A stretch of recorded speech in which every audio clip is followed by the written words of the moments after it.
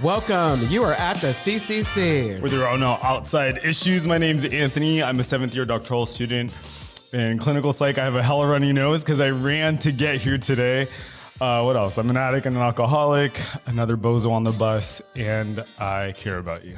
Yes, and I'm LouiLou, and my pronouns are he and him. I'm a former of Castro Country Club. I am in recovery for alcohol, crystal meth, and I am always in search of balance.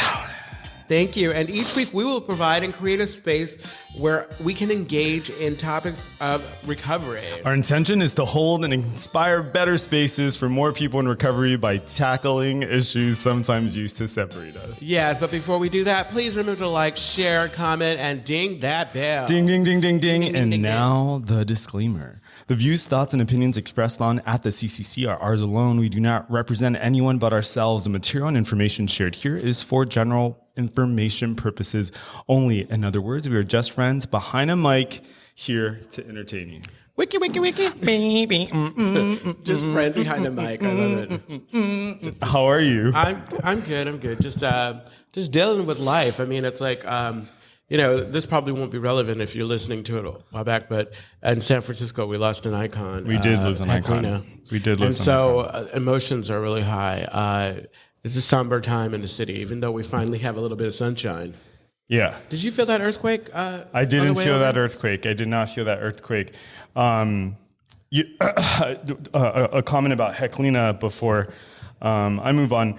A lot of times when I hear people talk about folks who have passed, like they say good things, right? Uh-huh.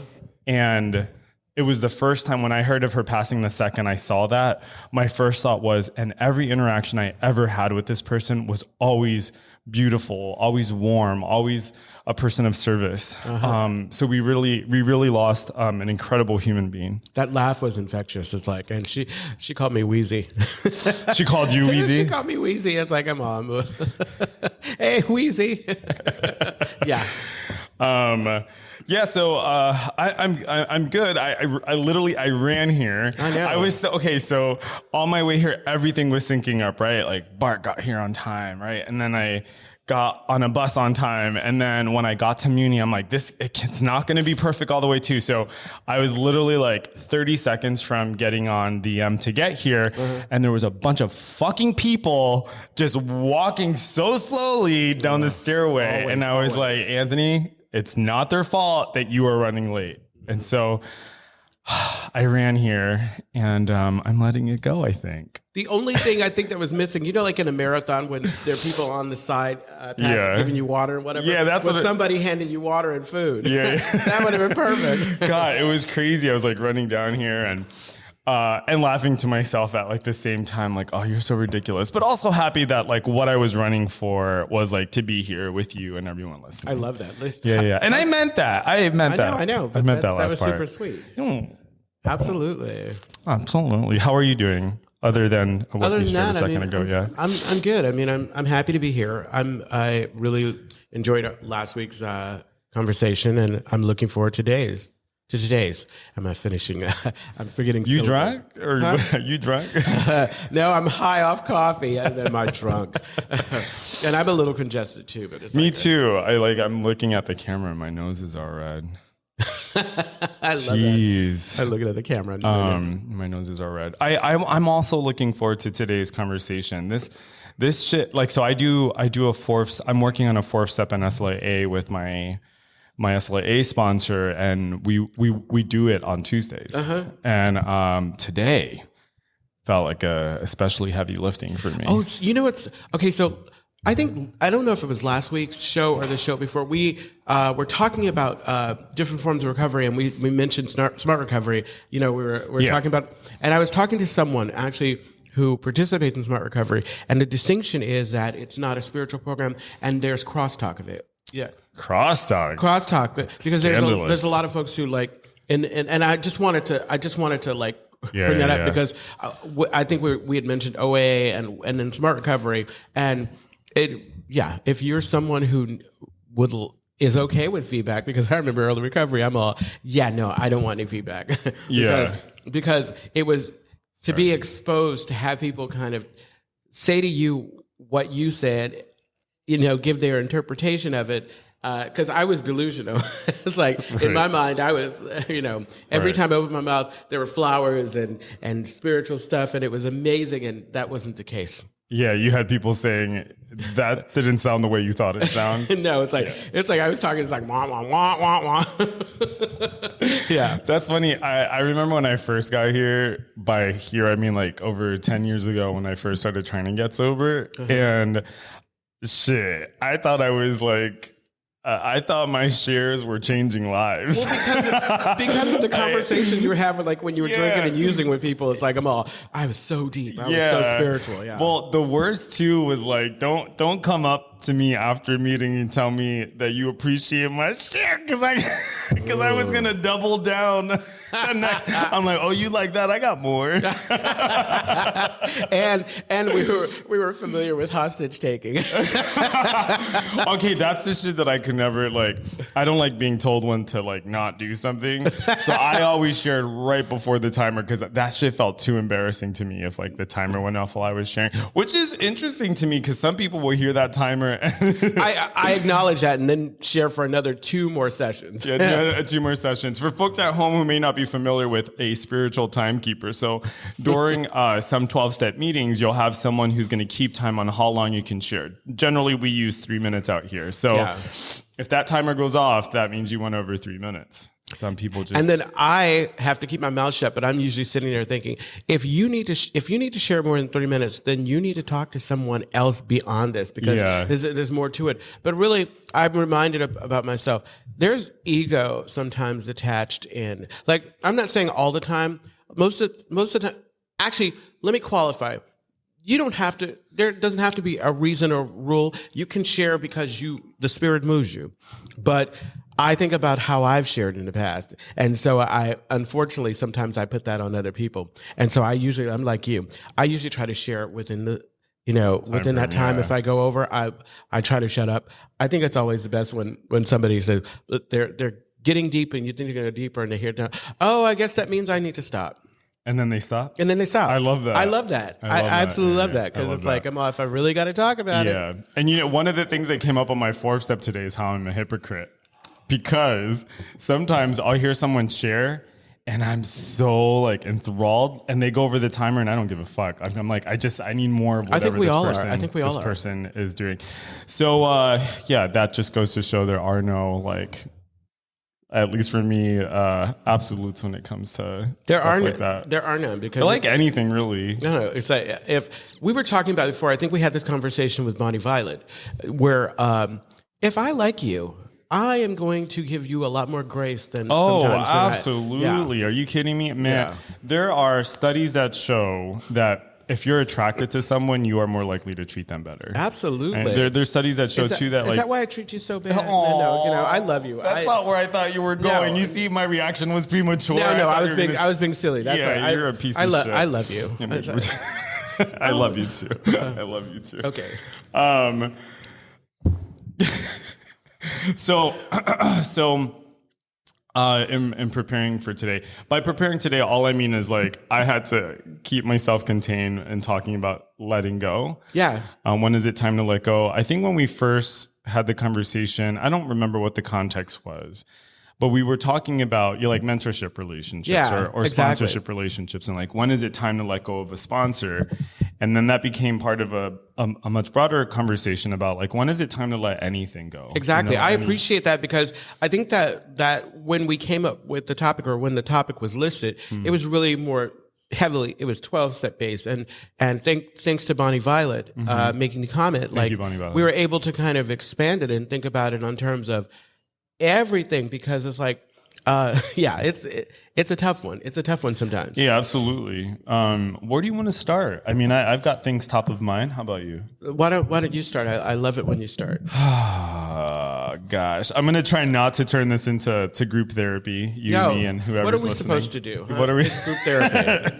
Excuse me. So you have your what? A great way to start is like you know how we say the topic, it appears on screen? Yeah, and it didn't happen? And then, no, it didn't.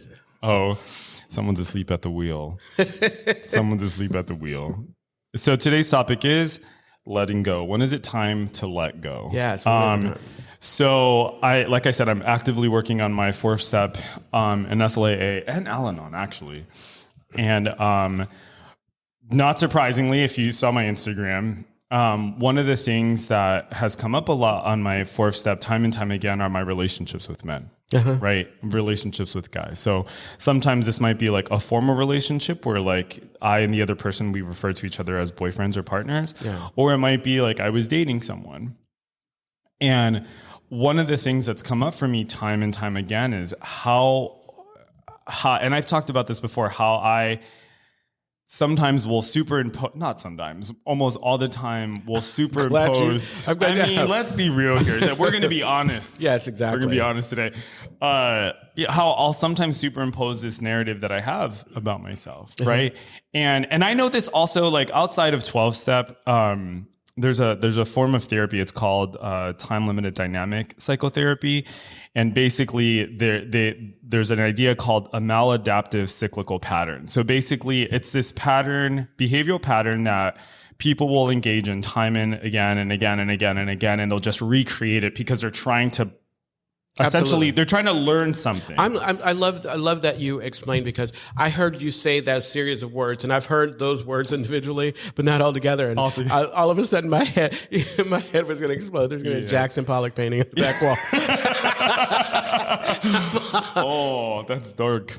No, exactly. So the 4th step for me is about essentially identifying maladaptive cyclical patterns, Absolutely. right? Or like the thing that I keep doing over and over again. So I had to get real with myself today when I was talking to my sponsor, because, and I texted you about this. Yeah.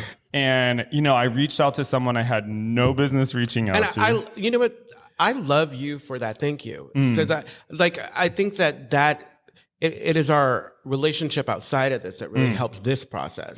Because I feel like I was thinking, it's like, why is he asking me? I don't have an experience, but I guess I do. I think I just needed a witness. Yeah, and I think because I'm happy to witness. Yeah. And I need a witness. Probably you probably need somebody who's just gonna like, okay, yeah, bitch, you're crazy. Yeah. Bitch, of course that's what happened. Exactly. You know what I mean? So context, I was like dating this person and was like totally enamored with this person. And okay, the drunk, like delusional part of me will tell the story this way. I met this person. They had qualities that I've never found in anyone else. And I was, like really enthralled. And then I told them the truth about what I was looking for. And we parted ways because we were looking for different things.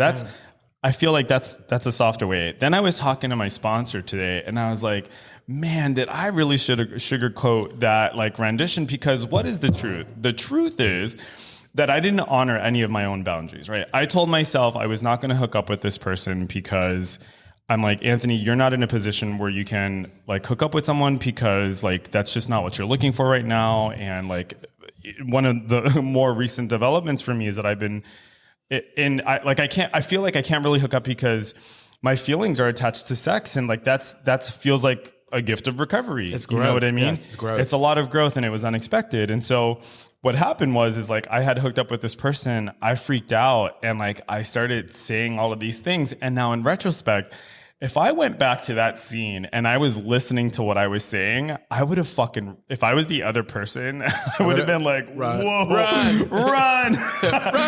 Not because I was just like, if I go back and listen to what I was saying, I was essentially saying like, yo, like what? Like, and this is only like, we've only been dating for like a month or something like that. You know what I mean?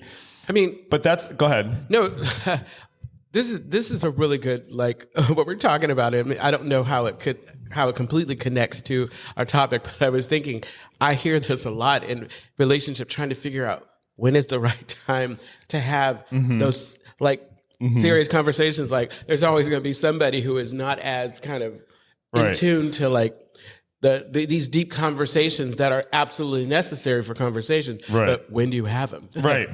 Exactly. And that was, I think, the way I started. I'll let you know how it connects to today's topic. Okay, good. So I remember saying to him, there's no right time to have these types of conversations. I could have pumped the brakes. Who knows? All things unfold the way exactly the way they're supposed to.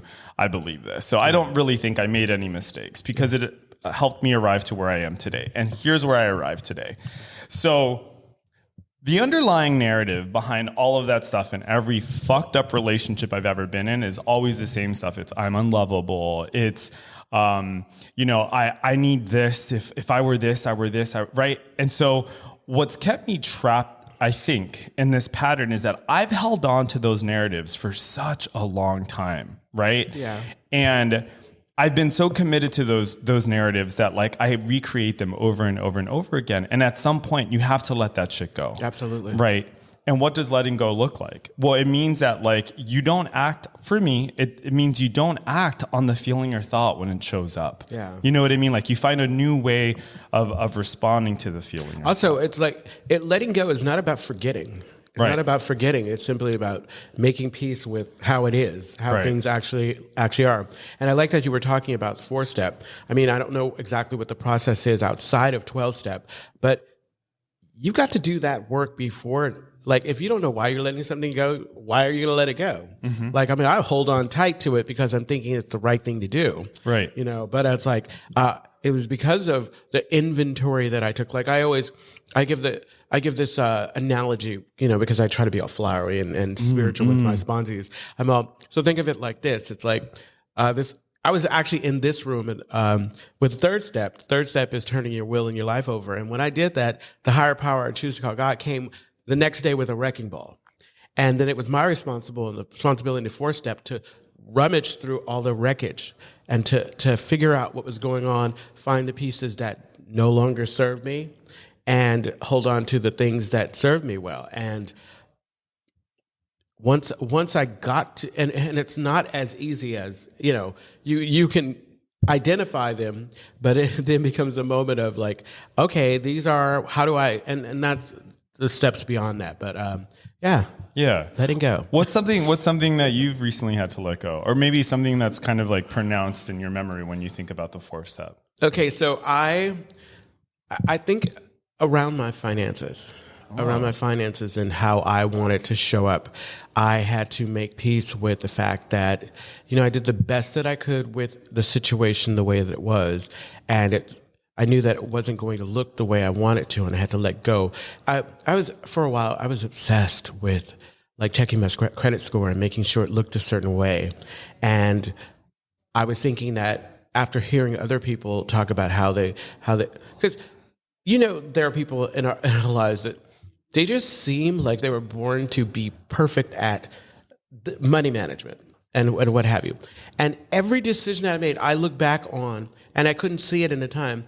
Every decision I made regarding my finances was a necessary decision.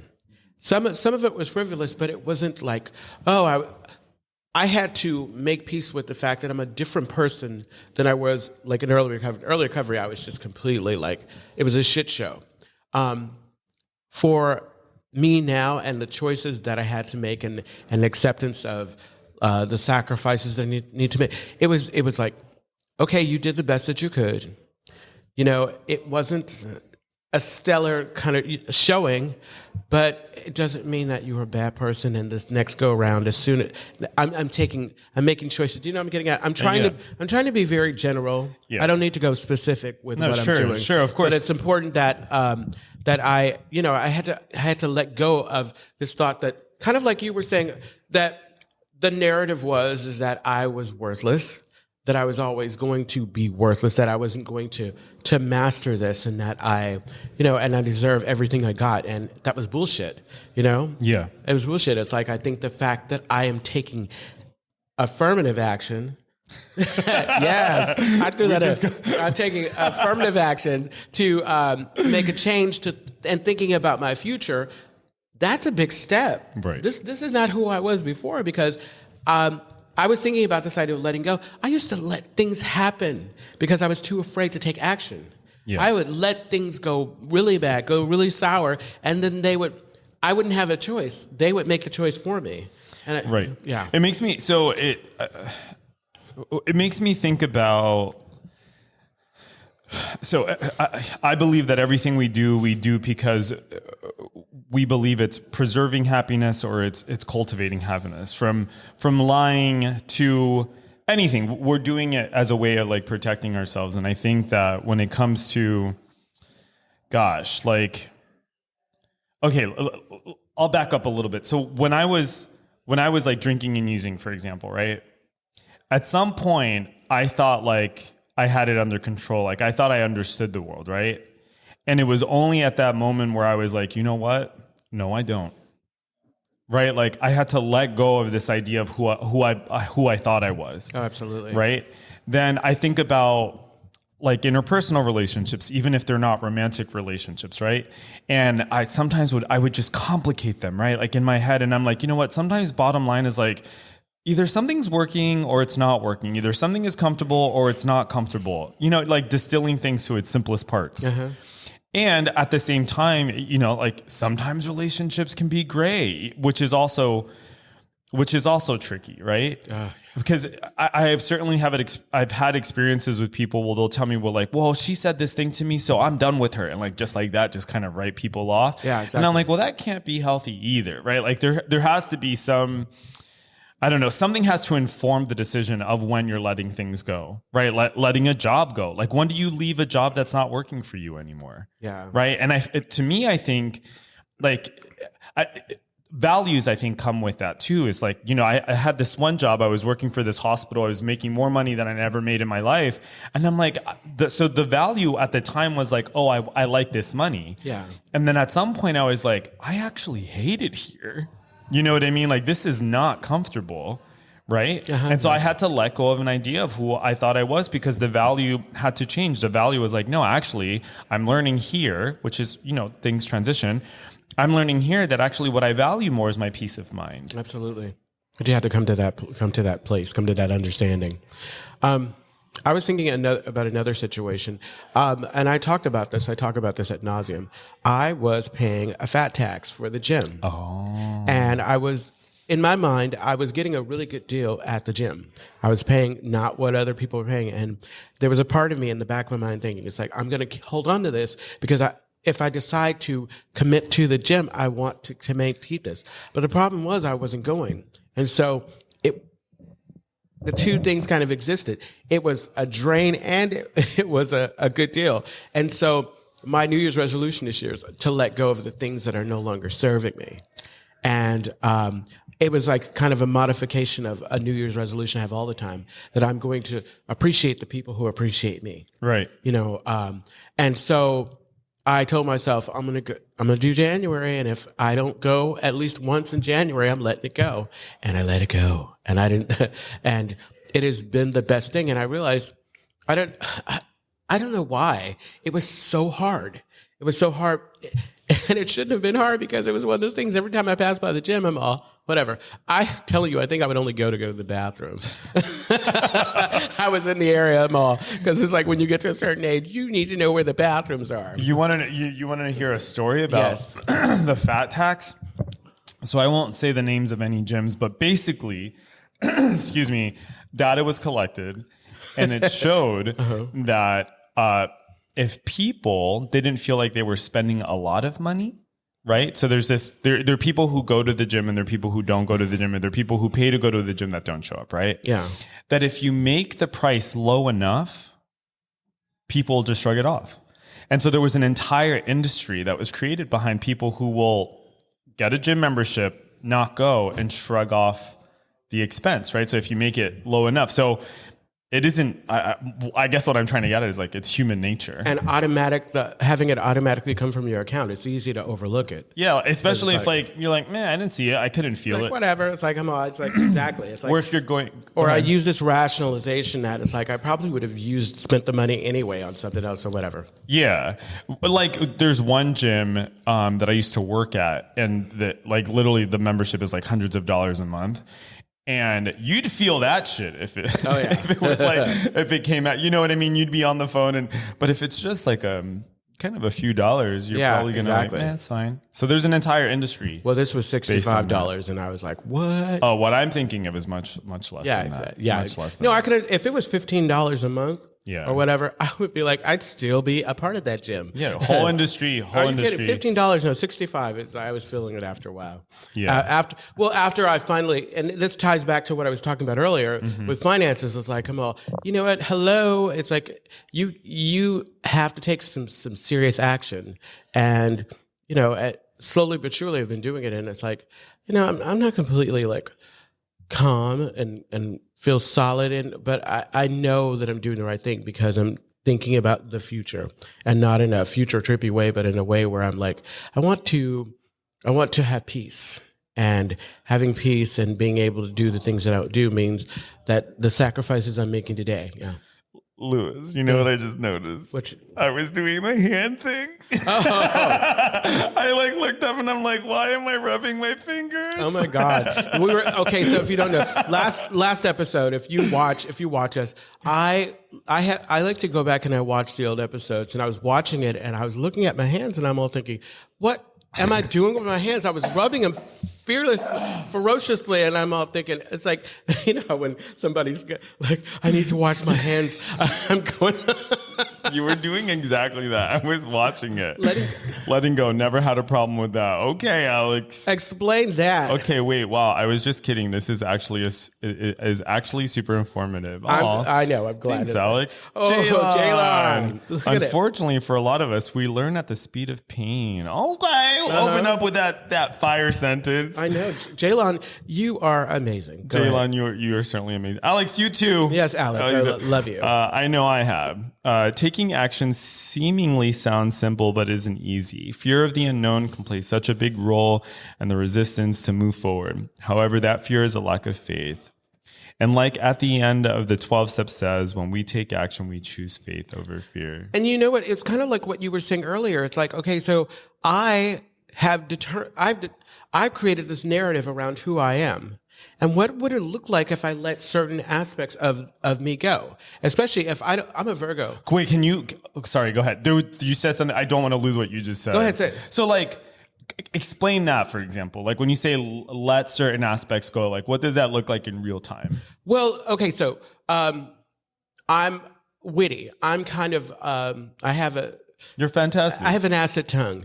I'm kind of catty. It's common in gay men. And I make people laugh. And I was caught up in thinking, I had this idea that like people don't want me around. And so I make them laugh and then they want me around. And if I'm not funny, if I'm not making joke, if I'm not being the comedian like that, are they going to want me around? Things like that. And so it's like, it was in doing the work with, my sponsor and realizing that, I wasn't being honest, especially not with myself, and I was selling myself short, that I'm so much more than entertainment for people. Because the truth of it is like most of the people that I was worried about losing, I would always walk away from them. Ooh, no, and that's deep. And it was weird because I was compromising who I was, and it takes having these experiences a lot. And I think this is what happens over time. And this is why this staying sober, doing the work together is important. But it took, walking through these fearful situations, having courage to kind of let some things go, even though I didn't know what was next and I didn't know who I was going to be or what I was going to look like. And no. I think what you're talking about is like authenticity, and it makes me feel like we need to be on our own side.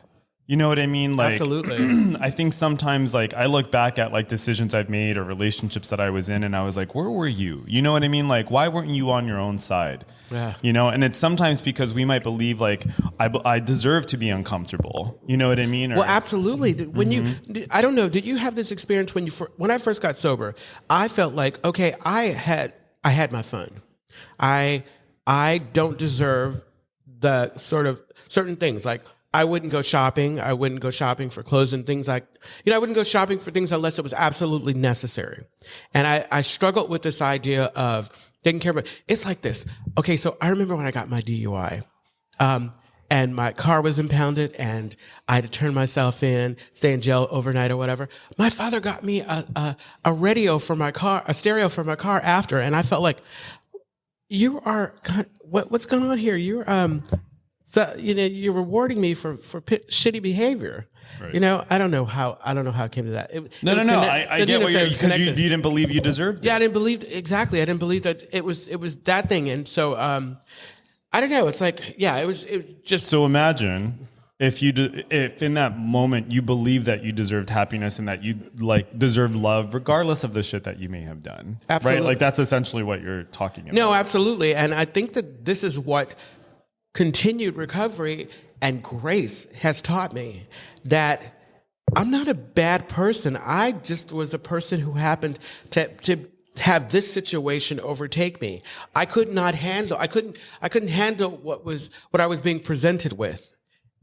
Are you trying to tell me to? No. It's me. It's so hard for me. I saw him moving his mic. I know. I couldn't handle what was being presented to me, and the way that I reacted to it was drugs and alcohol. Right. Yeah. Right. No.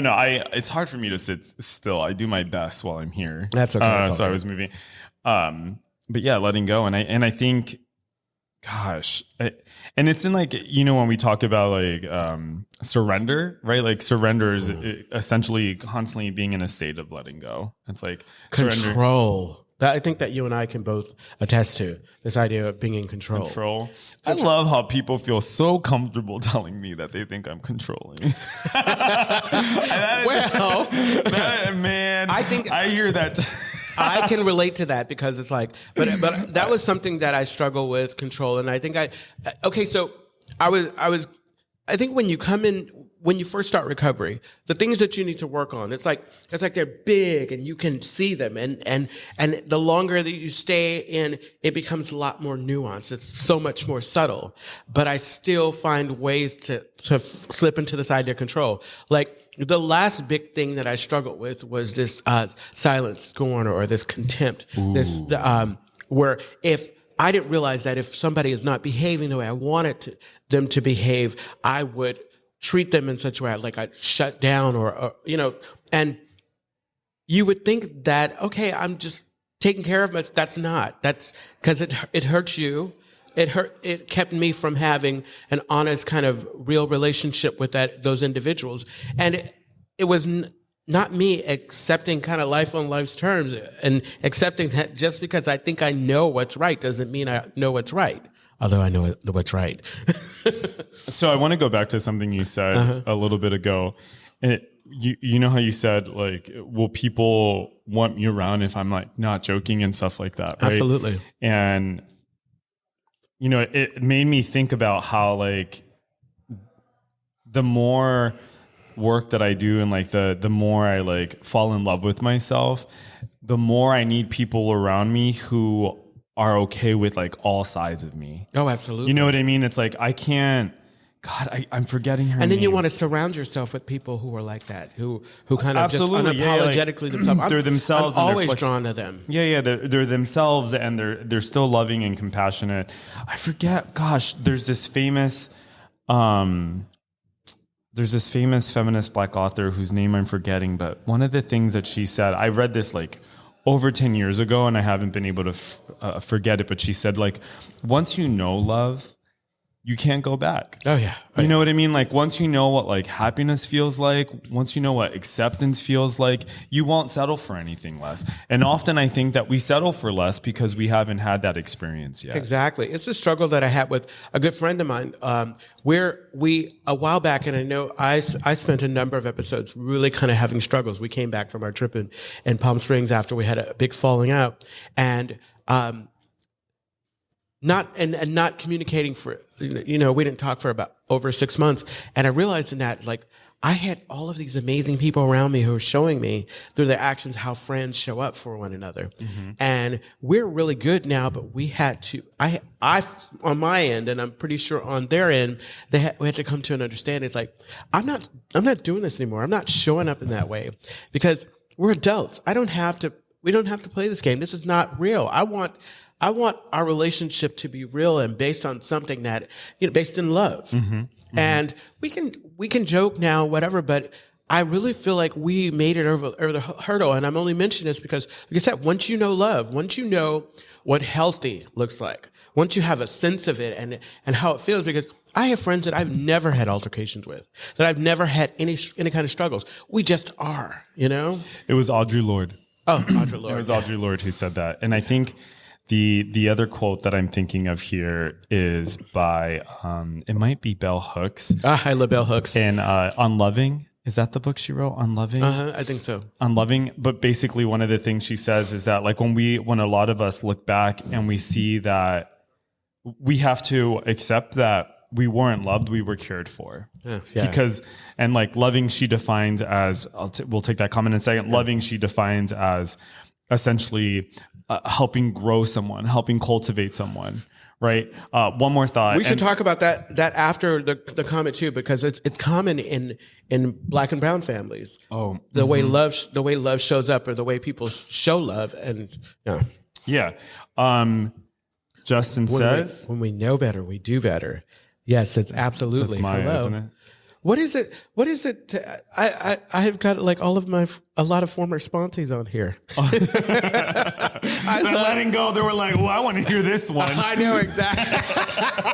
I want to say All About Love by Bell Hooks. That's the book that I was thinking love of. it. Yeah, we have to accept that, that people didn't love us. They cared for us. They didn't love us. Because they didn't know how to. Right. They didn't know how. Like nowadays, it's kind of like, how we talk about language, like we have all of this new language or whatever, and different older generations are struggling with this idea of pronouns and all that good stuff. Well, like I remember, and I know that this was kind of a line in Fences where it's like, love you. I don't have to love you. I take care of you. Like, I don't have to, but we needed that love. I need a hug every now and then. Mm-hmm. Yeah.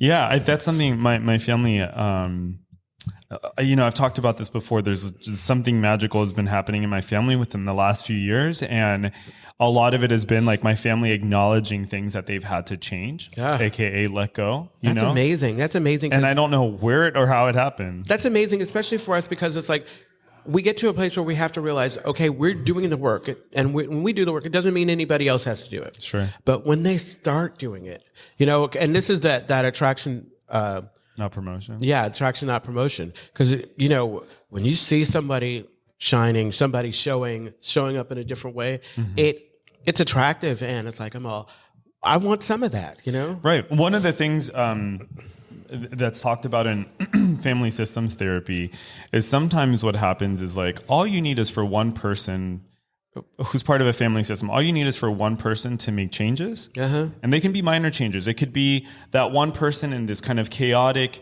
family tree, that one person who decides I'm going to get sober and I'm going to be happy. And there's this ripple effect, right? Yeah, exactly. And sometimes that ripple doesn't look the way you expect it to look, but there's a ripple effect. People notice when you're happy. You know what I mean? People notice when you're doing good for yourself. You were going to say something? No. I was amen. Amen. Take it to church. Take it to church. Exactly. So we're down to our last 5 minutes, and Justin writes, did you want to read that? Yeah. By not placing demands on how, and that's capitals, someone chooses to love us, frees us to invite in and accept the love they are able to give. Love languages for everyone is different. For me, when there's a misalignment, I know that's either an opportunity to grow or run away fast. Absolutely. There's a misalignment. I know there's either an okay. Anka writes. Okay, Anka writes, I remember how the phrase let go and let God helped me so much in the beginning, and now I know that sometimes doing absolutely nothing versus trying to control can be a radical act of letting go in faith. Hell yeah, Anka. Oof. Yeah. In fact, Anka, not doing something, that's been like the one thing that I think has transformed a lot of my relationships recently. And to Justin's earlier point too, it's like sometimes like, for example, I had a friend once say to me, she's like, Anthony, I love you the way I love my baby sister, and that is the best that I can do. Oh, yeah, absolutely. Right? And I'm like, I have to accept that. This is the best that she can do. Also, it's like when you realize that, like I realized like with my friend, a friend who passed away a while back, it was like, aha, he is never going to be the type friend to me that I am to him. And that's okay. Or I need to decide, am I okay with that? And if I'm not okay with that, then I get to decide, okay, yeah, this is when I let go. This is when I step away.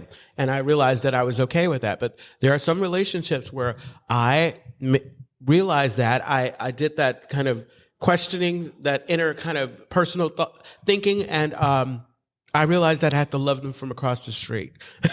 Yeah. I want to kind of land on maybe some practical ideas. And I think the first practical idea is that it's hard to know when to let something go unless you have a standard by which you live your life. Absolutely. Right? Like in my opinion, you need to have some set of values, things that are important to you that guide the decisions you make. Absolutely. Right? So I am, of course, going to put up with like an unhealthy relationship, romantic or platonic. I am, of course, going to deal with a job that is essentially killing me if I don't have a value system. Yeah, exactly. Right. And I feel like there's so many different ways of developing a value system. You know, think about anything that's ever hurt you. And on the other side of that is the thing that you want. Yeah, exactly. Right? Mm-hmm. What were you going to say? No, I agree. I absolutely agree. I was also thinking a great place, and we talk about this a lot, is giving yourself grace, being patient with yourself.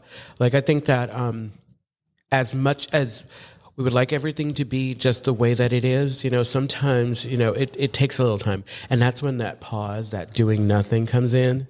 Like and surrounding yourself with folks that you trust, folks that aren't just filling your head with nonsense and telling you what you want to hear, but that are kind of, getting real with you in the way that you need to have people get real with you. That's real. Yeah. You're reminding me of every sinner has his future and every saint has his past. Absolutely. Absolutely. This one speaker at a conference I went to said beautifully that working the steps or doing any work, what it does is it changes your past. It changes how you view your past. Yeah. Because obviously, I always thought I came in this with an idea of how other people were showing up, but it was my perception of that. So, you sent a text the other day that's reminding me of something similar, mm-hmm. and the idea I took away from it is like, you were saying that life is a collaboration between you and God, right? Absolutely. And when I read that, I was like, that's so beautiful because it makes me think of life in this way. It's like, I am essentially co-authoring my life, right? Yeah. We have co-authors. God is my co-author. Who the hell is your co-author? Yeah. Is your co-author like a line of Coke? Is your co-author like that one unhealthy friend? Is your co-author like a nagging boss, or is your co-author God? Absolutely. Right? Or is your co-authors like these people that are loving and supportive of you? Absolutely. So maybe that's the way we decide, right? It's like we have to decide who our co-authors are. Exactly. Is that what I wanted to say? I think so. That was beautiful. It's like, thank you. Yeah. Wow. So we need to start wrapping up so that we can head to our podcast exclusive content. But Terry writes before we do that. Zooms in right towards the end. I love it.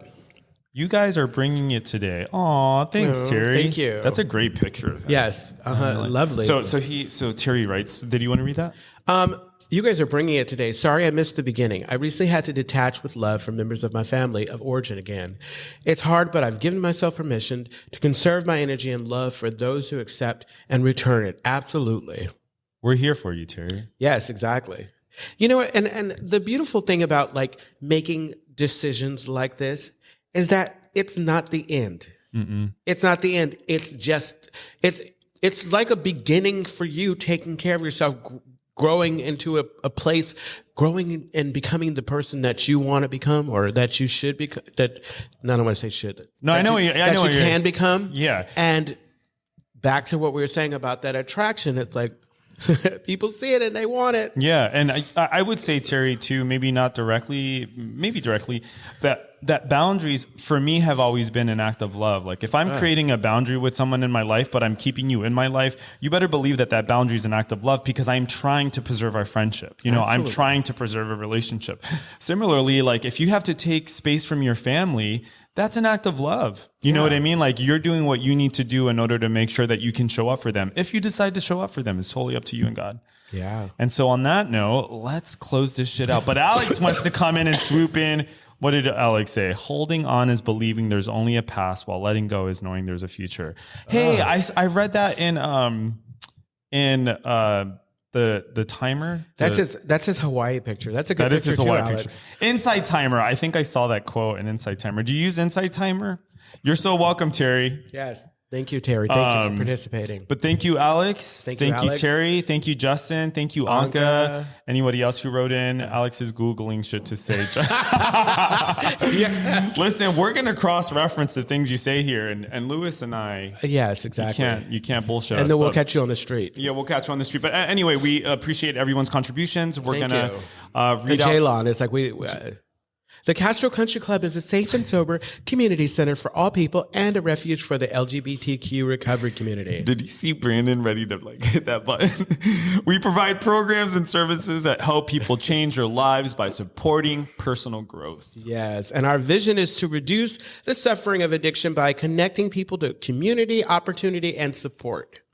You can find more information, including all the ways to contact us at www.castrocountryclub.org/podcast. Yes, and tune in every Tuesday at 4 p.m. at Pacific Standard Time. We go live on our Castro Country Club Facebook and YouTube channels. Find us wherever you listen to podcasts. Yes. Oh! Should I tell them about the? And if you keep listening, you can go to the wherever you get your podcast, and we're going to continue talking for another 15 minutes. Sorry, Brandon. Go.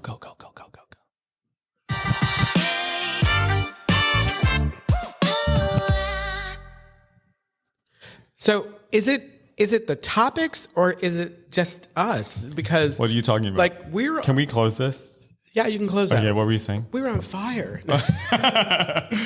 What do you mean? Well, you know how you start talking about something, it gets, and because it's kind of like this one's connected to that, like it's like all of this stuff's connected, and you can go deep if you allow yourself to go deep. Yeah. Like all of a sudden, it's like old trauma was coming back, and I'm like, did I really work through that? Yeah. Yeah. No, I hear you. I think that's what happens when I'm not even trying to stroke our egos, but I think that happens when you're talking to someone you trust. Absolutely. Right? There's just kind of layers and layers. I had a conversation with my trainer the other day because I was like, what do you think? Because sometimes when you're doing rigorous exercise, your fucking brain goes crazy. And I'm talking the whole time. And I remember I paused once and I said to my trainer's name is Alan. I was like, hey, Alan, what are you thinking about when I'm just talking? He's like, I'm not really thinking about anything. I'm just kind of listening and I'm present. Mm-hmm. And I was like, oh, I love that. It's that was confusing to me because I was like, my mind is always thinking and thinking at that. Well, there's the lesson. The lesson is you don't actually have to do all this extra. Yeah. Well, I think what it comes down to is the challenges that we have, other people may not have them. I think we all have our strengths and our challenges or whatever. And I think that maybe the goal is we're all kind of headed to the same place. When you say we, do you mean addicts, alcoholics? I think we collectively, addicts. And, I was thinking more globally, more, maybe a more specific things is I need to be reminded that the problems that I have, everyone else didn't have.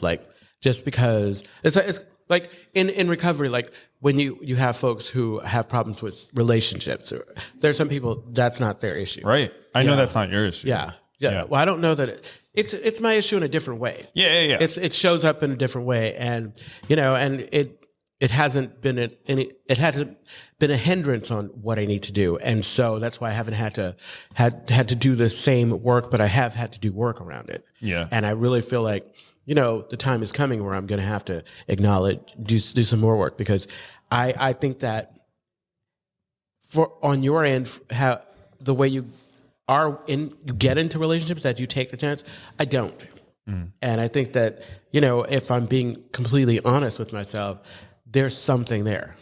But the opposite side of that is if I'm real with myself, I don't know, I've taken those chances, but they haven't been healthy chances, right? They've been I think that's the thing that's been really hard for me to accept is that like, wow, Anthony, like you've been doing this for such a long time. Like after I broke up with my ex, I thought, well, it's much more kind of complicated than that. But after I broke up with him, while I was with him, I thought, Anthony, you can't keep doing this to yourself. Like you end up in like the same kind of relationship with the same kind of people all the time. Yeah. Right. And I think there are multiple reasons for why that happens, right? Like you attract what you are essentially, right? Like unhealthy relationships are compatible relationships. The reason why they're compatible is because you have two different people that are working out their shit through each other, right? So yeah, I've taken those chances, but I don't know that I've taken those chances because. I mean, I think that I'm adding judgment here that doesn't need to be there, but I just don't know that they've been like healthy chances. Although I will add that I like I said, like while we were on while we were like filming, is that I do think that things are exactly the way that they should be always. Yeah. That things unfold exactly the way they're supposed to unfold, and we arrive where we need to get to. You know what I mean? So, no, absolutely. And I feel the need to kind of like highlight that because although I'm using this kind of clumsy language and I'm being kind of like judgmental toward myself because of like being a sober person, because I work a spiritual program, I'm able to see actually there's a lot of beauty in all of this. Like there's a lot of digging deep and it becomes the way that like I help other people out of the cold. Oh, absolutely. You trust me. It's like, you know, they say it's our mess that you know, our assets. Yeah, they become our assets. It's like we think that the stuff that is not health. Yeah. What were you gonna say? No, that was it. I feel like that's you know, I may be all tapped out. All tapped out. Yeah, I might be all tapped out. Yeah, is that the expression, Brandon? Is it tapped out or tuckered out? Tuckered out. I'm all tuckered out. Oh, you know, we didn't even mention it's like we're going to be you didn't even mention that we're going to be taking a little break. When are we taking a break? Our producer is leaving for 3 weeks, and so we won't be back. We need to put that on all the socials. Yeah, exactly. We can make sure that. I also want to just say a special thank you to Bonnie Violet. I know she won't hear this for a while, but a special thank you to Bonnie Violet. I know, Bonnie Violet, we love you. Who's been behind the scenes and doing things. Exactly. That's been making sure that we have. As has Brandon. Yeah, we have a new Brandon's it, but making sure that we have all of these folks coming in. You know, giving us their input. I think that's been. I love that. I love that our team is growing, where our team is getting bigger. It's been really nice. But yeah, so when are we taking off, Brandon? When are we leaving? When are we going to start the 3 weeks? Starting next week. Look at that. So starting next week, we'll have to let the folks know. Did you say that already? And then I just didn't remember. Yeah, I said that, but that happens all the time. It's like, come on, I don't know if the mic is loud enough for you not listening. Yeah, we need that break. Yeah, because I'm tired of this shit. You know what we can do is we can do some Instagrams next week. Yeah, we need a. So I want to announce this now to hold us accountable. We're gonna do Sober Solution Sundays where Lewis and I were gonna release just like 30 second or 1 minute clips about maybe sober solutions to random problems on Sundays. Yeah, if you have anything you want us to talk about, you want to hear our opinion on some shit? Oh, this is dangerously like speakpipe. All right, Brandon's ready to turn us off. So we love you. We'll see you in a few weeks. And bye. Bye.